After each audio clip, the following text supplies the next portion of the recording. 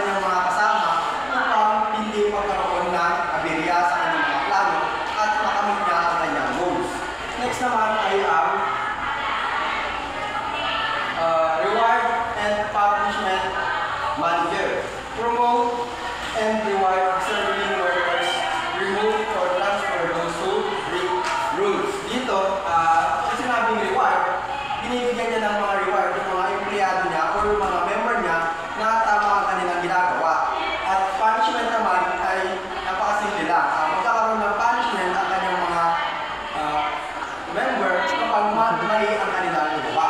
Ang susunod naman ay ang controller of internal relationship. So dito,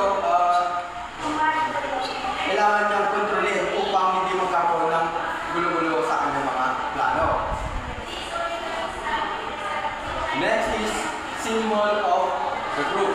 So dito, as a leader, ensure the group stay stable and continuous despite changes.